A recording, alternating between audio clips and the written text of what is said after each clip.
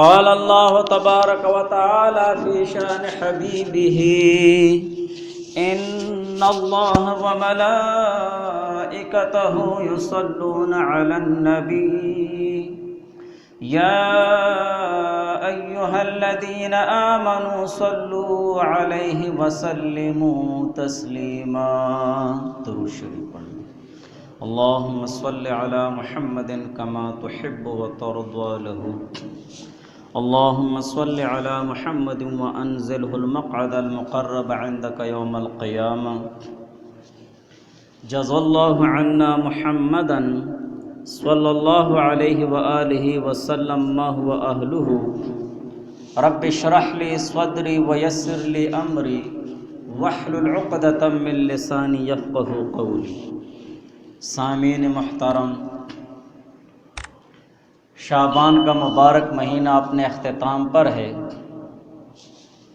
اور رمضان المبارک جو برکت والا مہینہ ہے آنے والا ہے. رمضان جیسے عظیم الشان مہینے کے متعلق کچھ ذکر کریں گے. قرآن میں اللہ تعالیٰ نے فرمایا یا ایھا الذین آمنوا کتب علیکم الصیام، کہ ایمان والو تم لوگوں پر روزے کو فرض کیا گیا ہے. کما کتب علی الذین من قبلکم، جیسے کہ تم سے پہلے امتوں پر روزہ فرض کیا گیا. لعلکم تتقون، تاکہ تم پرہیزگار بن جاؤ. روزے کی ابتدا حضرت آدم علیہ السلام سے ہی شروع ہوئی ہے، اور روایات سے معلوم ہوتا ہے کہ حضرت آدم علیہ السلام کے دور مبارک میں ایام 20 کے روزے رکھے جاتے تھے. ایام 20 یعنی ہر مہینے کے 13ویں، 14ویں اور 15ویں تاریخوں کو روزے رکھے جاتے تھے. اور اسی طرح داؤد علیہ السلام کے دور میں کہ داؤد علیہ السلام روزے رکھتے تھے، ایک دن روزہ رکھا اور ایک دن افطار کیا. حضرت عیسیٰ علیہ السلام کے دور میں ایک دن روزہ رکھا، 2 دن افطار کیا. اور اسی طرح جو دنیاوی مذاہب ہیں، زمینی مذاہب ہیں، ہندو مذہب میں بھی اس کا ایک تصور موجود ہے، بدھ مت میں بھی روزے کا ایک تصور موجود ہے، اور اسی طرح دوسرے مذاہب میں بھی روزے کو ایک خاص اہمیت حاصل ہے. تو روزے کی ابتدا حضرت آدم علیہ السلام سے شروع ہوئی ہے، اور آخر میں امت محمدیہ پر بھی روزے فرض قرار دیے گئے ہیں. کتب علیکم الصیام کما کتب علی الذین من قبلکم. روزے کا جو فلسفہ ہے اور روزے کا مقصد اور غرض اور غایہ، ایک فلسفہ وہ جسمانی اور روحانی ہے، اور ایک فلسفہ اور مقصد اور غرض وہ شرعی ہے. جو جسمانی اور روحانی فلسفہ اور غرض اور مقصد ہے تو وہ یہ ہے کہ یہ تو بالکل تسلیم شدہ بات ہے کہ انسان کو اللہ تعالیٰ نے اشرف المخلوقات پیدا کیا ہے، لیکن اس انسان کے اشرف المخلوقات ہونے کا جو اعزاز ہے اور جو عظمت ہے، اس کا سبب اور معیار اور وجہ کیا ہے؟ تو انسان کے اشرف المخلوقات ہونے کی وجہ اور معیار یہ ہے کہ انسان اپنے نفس، جو سرکش نفس ہے، اس کو اپنے قابو میں کر کے اپنی خواہشات پر غالب آ جائے اور فرائض عبدیت بجا لائے، اور اپنا منشاء تخلیق پورا کر کے معرفت الہی اور رضائے خداوندی کی تلاش و جستجو کو ایک اہم فریضہ سمجھے. کہ ہر ایک مومن مسلمان اپنے نفس سرکش کو قابو میں کر کے اپنے نفسانی خواہشات پر غالب آ جائے اور اسی طرح رضائے الہی میں اور اپنی منشائے تخلیق کہ میں کس لیے پیدا کیا گیا ہوں، اللہ تعالیٰ کی عبادت کے لیے پیدا کیا گیا ہوں، اور معرفت الہی اور رضائے خداوندی کی تلاش اور جستجو میں لگ جائے اور یہی چیز سب سے آگے رکھ دے، تو یہ ہے اس کے اشرف المخلوقات ہونے کی وجہ۔ آج اگر ہم اپنے آپ پر نظر ڈالیں تو ہم ایک ہے اللہ تعالیٰ کی رضا اور اللہ تعالیٰ کی معرفت میں لگ جانا اور اللہ تعالیٰ کی خوشنودی میں لگ جانا، اور ایک ہے نفس کی رضا میں لگ جانا۔ آج ہم میں سے ہر ایک اپنے نفس اور خواہشات کا پجاری ہے۔ نفس، فقہا اور بزرگان دین فرماتے ہیں کہ نفس یہ خواہشات طبعیہ غیر شرعیہ کو کہتے ہیں۔ وہ خواہشات طبعیہ جو غیر شرعی ہو، ایک انسان ایسا ہوگا کہ اس کا دل اور اس کا من ایک خواہش کی طلب کرے گا لیکن وہ غیر شرعی ہے، تو یہ نفسانی خواہشات ہیں، اس کو نفس کہتے ہیں۔ نفس کسے کہتے ہیں؟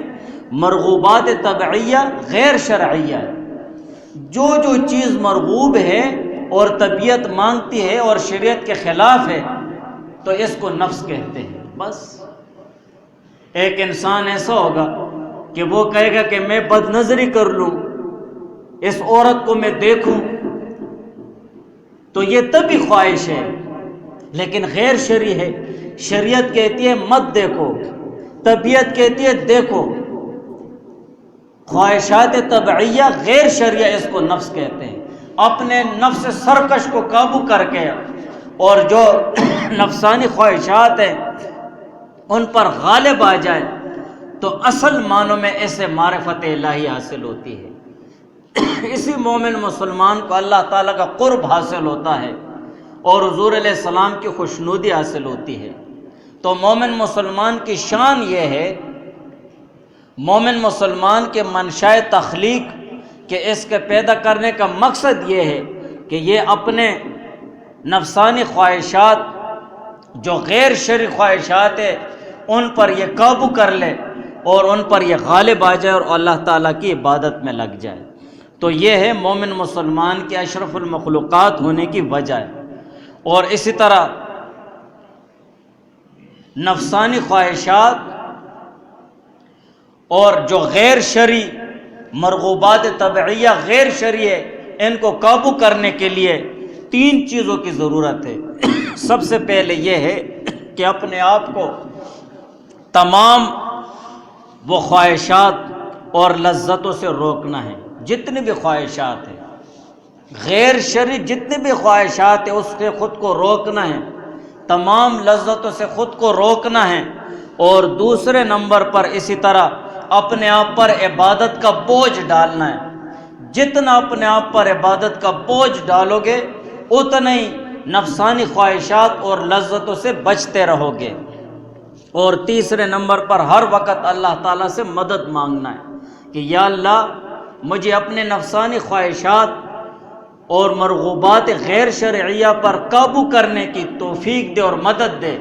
اور اسی طرح میں اپنے آپ پر عبادت کا بوجھ ڈال رہا ہوں، زیادہ نوافل پڑھ رہا ہوں، زیادہ روزے رکھ رہا ہوں نفلی، اور اسی طرح گناہوں سے بچنے کی کوشش کر رہا ہوں، تو اللہ تعالیٰ سے مدد مانگتا رہے کہ یا اللہ میری مدد فرما، تو ہی مددگار اور کارساز بادشاہ ہے۔ ان 3 چیزوں کے متعلق اگر غور کریں تو یہ تینوں چیزیں روزے میں بدرجہ اتم و اکمل موجود ہیں۔ روزے میں اعلیٰ درجے میں یہ چیزیں موجود ہیں۔ جو مومن مسلمان روزہ رکھتا ہے تو وہ نفسانی خواہشات اور لذتوں سے بچتا رہتا ہے۔ لازمی بات ہے، شریعت کا حکم ہے کہ غیر شرعی خواہشات تو دور کی بات، جائز خواہشات کو بھی ترک کر دو۔ کھانا پینا جماع ہو گیا، یہ جائز خواہشات ہے۔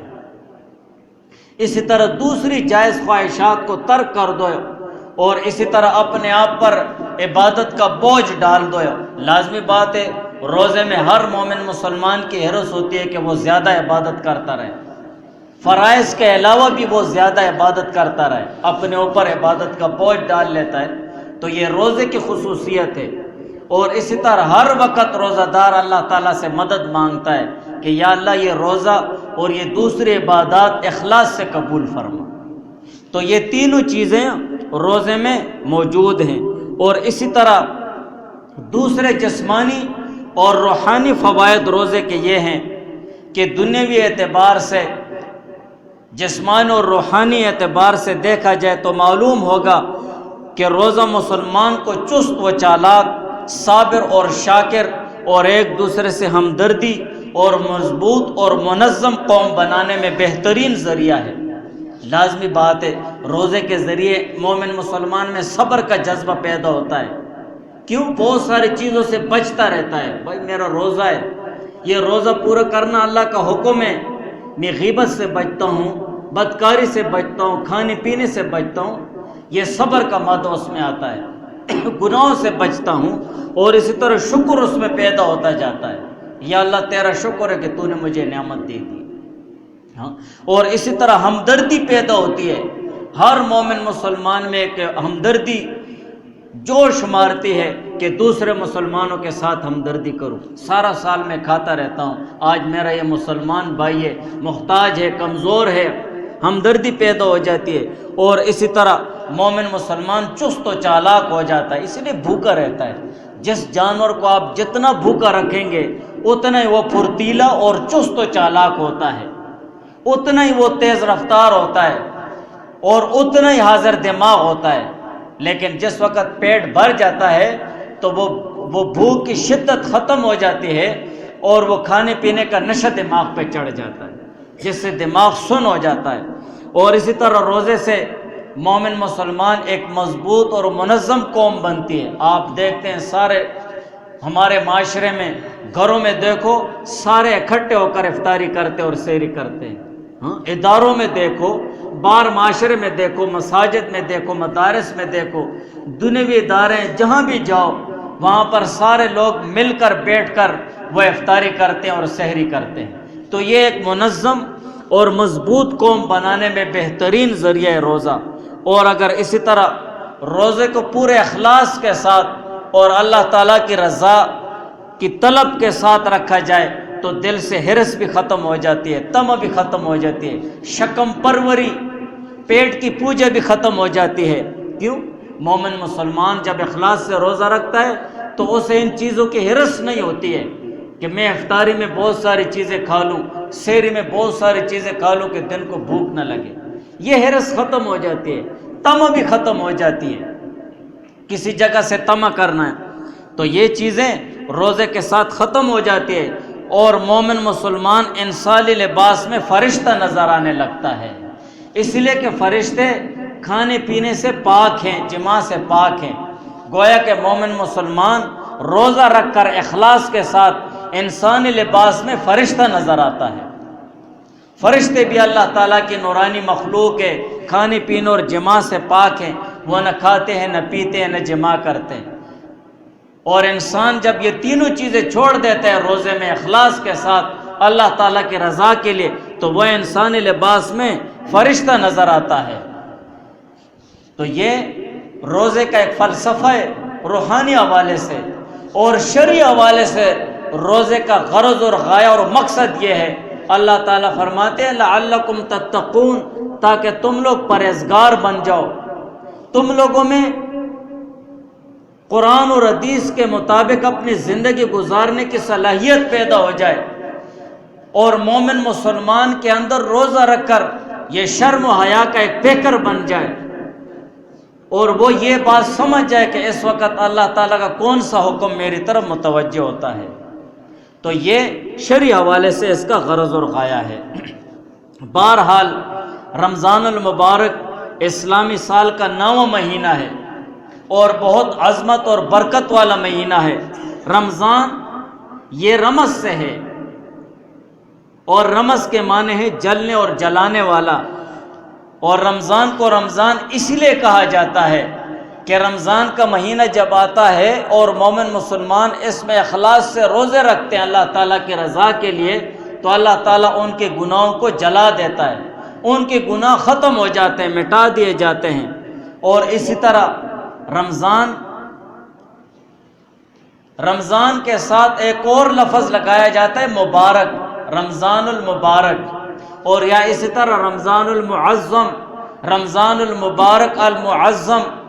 تو مبارک اور المعظم شرعی حوالے سے شریعت کے نظر میں اس لیے لفظ لگایا جاتا ہے کہ یہ مہینہ بہت برکت والا ہے، مبارک ہے، برکت والا ہے، اس میں ساری چیزیں زیادہ ہو جاتی ہیں، اس میں رزق بھی زیادہ ہو جاتا ہے، عبادت بھی زیادہ ہو جاتی ہے، گناہ ختم ہونے لگتے ہیں۔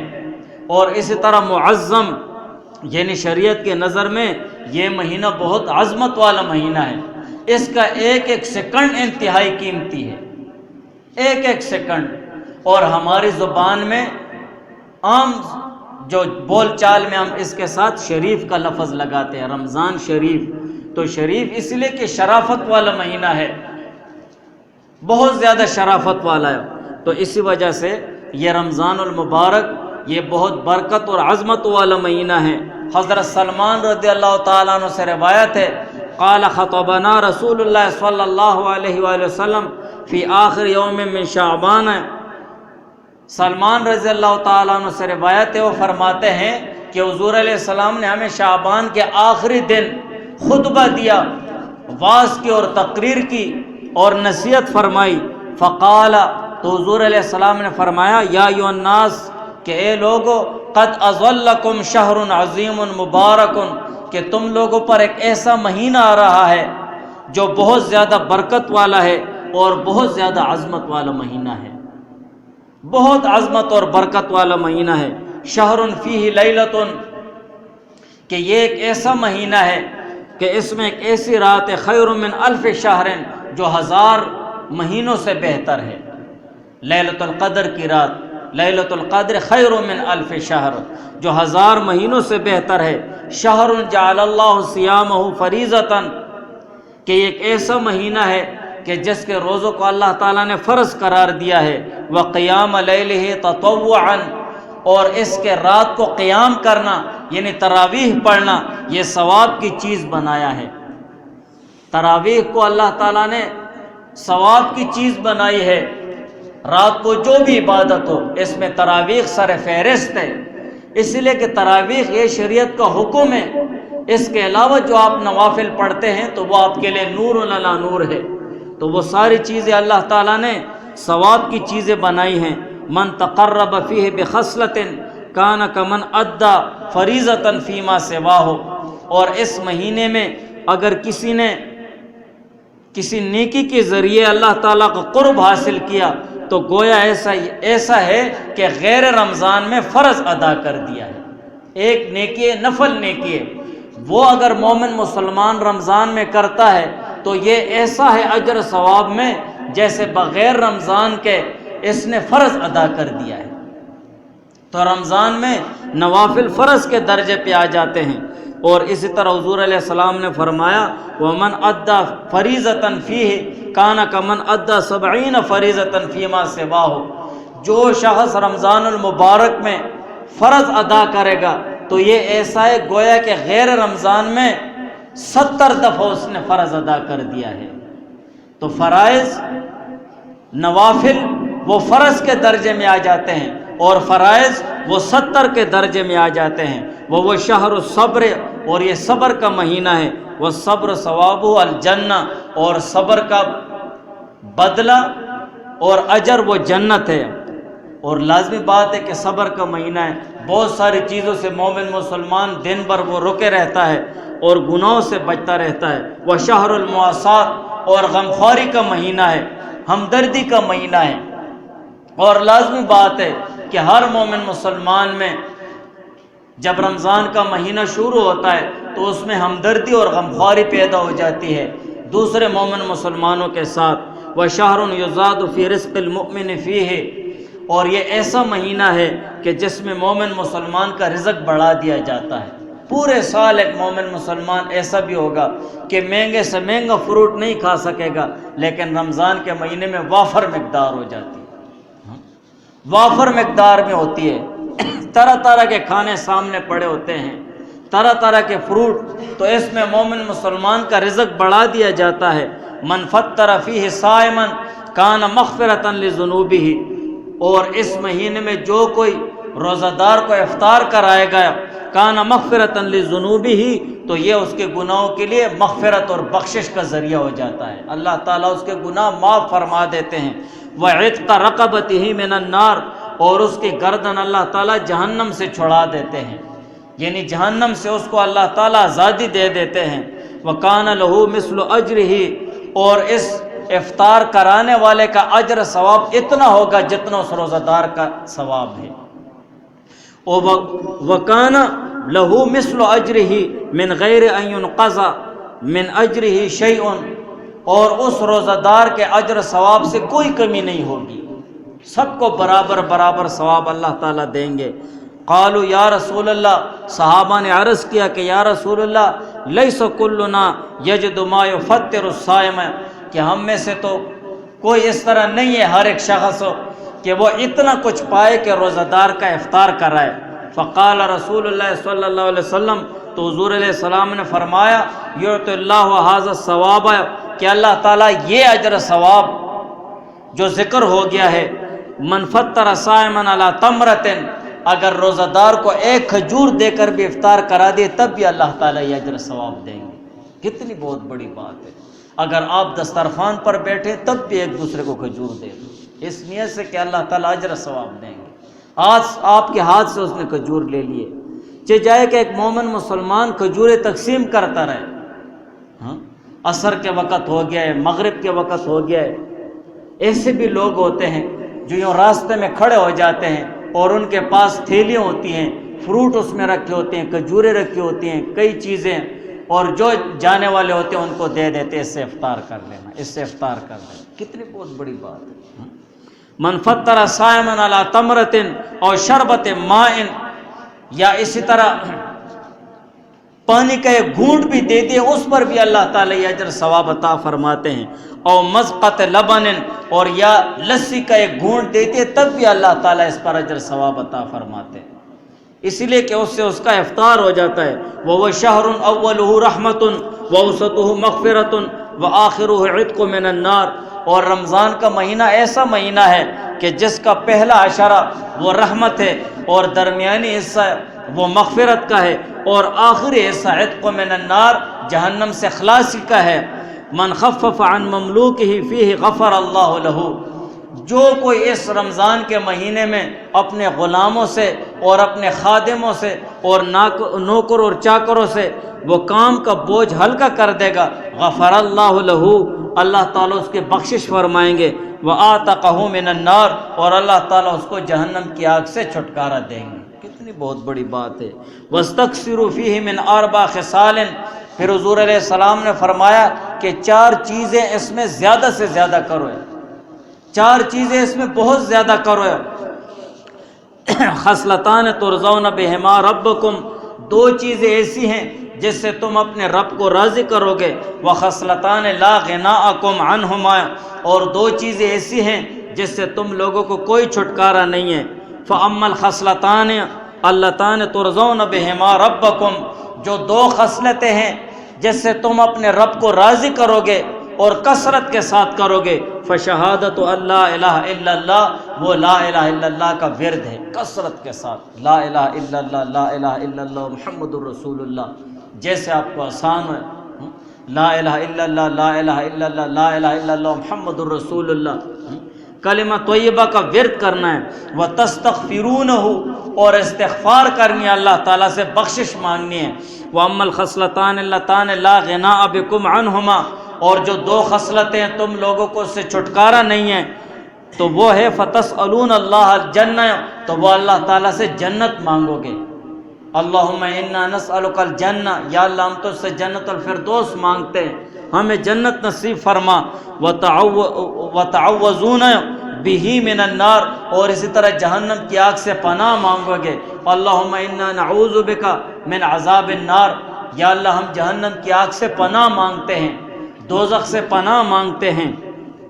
ومن سقا صائما سقاہ اللہ من حوض شربتا، پھر حضور علیہ السلام نے فرمایا جو کوئی کسی روزہ دار کو پانی پلایا گیا تو اللہ تعالیٰ اس کو میرے حوض کوثر سے پانی پلائیں گے، لا یظمأ حتی یدخل الجنہ، کہ اس کو اس وقت تک پیاس نہیں لگے گی جب تک کہ وہ جنت میں داخل نہ ہو جائے، جنت میں داخل ہونے تک اس کو پیاس نہیں لگے گی۔ تو اس حدیث پاک میں جو حضرت سلمان رضی اللہ تعالیٰ عنہ سے یہ لمبی حدیث ہے، اس میں حضور علیہ السلام نے تنبیہ فرمائی ہے، اور شعبان کے آخری دنوں میں حضور علیہ السلام نے خطبہ فرمایا ہے، اور شعبان کے آخری دنوں میں رمضان کے آنے سے پہلے حضور علیہ السلام کا خطبہ فرمانا اور اس میں کئی چیزوں پر تنبیہ فرمانے کا مقصد یہ ہے کہ رمضان المبارک یہ بہت عظمت والا مہینہ ہے، بہت زیادہ شرافت والا مہینہ ہے، اس میں ایک ایک سیکنڈ انتہائی قیمتی ہے، ایک ایک سیکنڈ انتہائی قیمتی ہے کہ ایک سیکنڈ بھی غفلت سے نہ گزرے۔ اور پھر تمام مہینے کے فضیلت حضور علیہ السلام نے اس میں ذکر فرمائی ہیں، اور کئی چیزوں پر حضور علیہ السلام نے توجہ کے ساتھ وہ تنبیہ فرمائی ہے، اور حضور علیہ السلام نے فرمایا کہ اس مہینے میں شب قدر آ رہی ہے اور وہ بہت زیادہ عظمت والی رات ہے، اور دوسری چیز کہ اس کے رات کی عبادت کو اللہ تعالیٰ نے عبادت کی چیز بنائی ہے اور ثواب کی چیز بنائی ہے، تو وہ تراویح کو سنت قرار دیا گیا ہے کہ تراویح کا اہتمام ہونا چاہیے۔ رمضان المبارک کے ساتھ جو ضروری چیزیں ہیں، اللہ تعالیٰ کی عبادت جو فرائض ہیں، اگر ایک آدمی نوافل پڑھے یا نہ پڑھے کوئی مسئلہ نہیں ہے، لیکن تراویح باقاعدہ سنت مؤکدہ ہے، تراویح تو پڑھنی ہے۔ تراویح میں قرآن پڑھنا اور قرآن سننا یہ الگ سنت ہے، اور سارے مہینے میں سارا رمضان المبارک تراویح پڑھنا یہ الگ سنت ہے۔ یہ ہماری غلط فہمی ہے کہ ہم کہتے ہیں کہ بس 10-15 دنوں میں قرآن پاک ختم ہو گیا ہے، تراویح بھی ختم ہو گئی ہے، یہ تو غلط ہے۔ تراویح الگ سنت مؤکدہ ہے، اور تراویح میں قرآن پڑھنا اور سننا یہ الگ سنت ہے۔ اور اسی طرح حضور علیہ السلام نے اس حدیث میں عام نوافل اور فرائض کی طرف توجہ دلائی ہے کہ جو شخص فرض ادا کرے گا تو 70 کے برابر اسے اللہ تعالیٰ اجر ثواب دیں گے، اور جو شخص نفل ادا کرے گا تو فرض کے برابر اسے اجر ثواب ملے گا۔ اور یہ غمخواری اور ہمدردی کا مہینہ ہے کہ اس میں ہم جتنا بھی ہو سکے وہ ہمدردی اور غمخواری دکھلانی چاہیے، بھوکوں کو کھانا کھلانا چاہیے، ننگوں کو کپڑا دینا چاہیے، مسافروں کو شباشی کی جگہ دینی چاہیے۔ اللہ تعالیٰ ایسے لوگوں کو قیامت کی ہولناکیوں سے بچائیں گے، کتنی بہت بڑی فضیلت ہے۔ ایک مسافر آ گیا ہے، آپ نے اس کو رات گزارنے کے لیے جگہ دے دی ہے۔ آج ہمارا معاشرہ ایسا بن گیا ہے، بہت مجبور مسافر ہوتا ہے، اگر وہ ہمارے محلے میں آ جاتا ہے تو ہم اس کے وہ تفتیش شروع کر دیتے ہیں، کہاں سے آیا، کیسے آیا، کیوں آیا، کس لیے آیا ہے، یہاں نہیں رہ سکتے ہو، کیسے رہو گے۔ اتنی تفتیشوں کی ضرورت نہیں ہوتی ہے۔ ایک آدمی کے پاس ساری چیزیں موجود ہے، شناختی کارڈ موجود ہے، مومن مسلمان ہے، نماز پڑھ رہا ہے، بہت زیادہ گہرائی میں نہیں جانا چاہیے، اسی لیے کہ وہ بہت زیادہ شرمندہ اور بے عزت ہو جاتا ہے 10 آدمیوں میں۔ ہاں اکیلے میں اگر کوئی اس کے پوچھ کر سکتا ہے، اپنے گھر لے جا رہا ہے یا حجرے میں بیٹھک میں لے جا رہا ہے تو بالکل اس سے پوچھ لو۔ تو ایسے لوگوں کو اللہ تعالیٰ قیامت کی ہولناکیوں سے پناہ عطا فرمائیں گے، جو بھوکوں اور ننگوں کو کھانا کھلائے اور ننگوں کو کپڑا دے۔ اور اسی طرح حضور علیہ السلام نے اس حدیث پاک میں جو دوسری چیزیں ہیں، 4 چیزوں کے متعلق فرمایا کہ یہ کثرت کے ساتھ کرنا ہے۔ ان میں سے پہلی چیز ہے کلمہ طیبہ کا ورد کرنا ہے۔ اگر کسی کو کوئی ذکر نہیں آتا ہے تو لا الہ الا اللہ تو آتا ہے نا، بس لا الہ الا اللہ کا ذکر کرتا رہے۔ سب سے عظیم الشان ذکر، افضل الذکر لا الہ الا اللہ، حدیث میں آیا ہے کہ سب سے بہترین اور افضل ذکر وہ لا الہ الا اللہ کا ورد ہے۔ آپ پورا کلمہ طیبہ پڑھیں تب بھی درست ہے، آپ لا الہ الا اللہ پڑھیں تب بھی درست ہے، لا الہ الا اللہ محمد الرسول اللہ۔ اور دوسری چیز ہے استغفار، بخشش مانگنا ہے۔ استغفار کے کئی الفاظ احادیث میں ذکر ہوئے ہیں، آپ یوں بھی کہہ سکتے ہیں استغفر اللہ استغفر اللہ استغفر اللہ، تنہائی میں بیٹھ جاؤ، اکیلے بیٹھ جاؤ، استغفار کرتے رہو استغفر اللہ، استغفر اللہ ربی من کل ذنب واتوب الیہ، یا اسی طرح سید الاستغفار پڑھتے رہو۔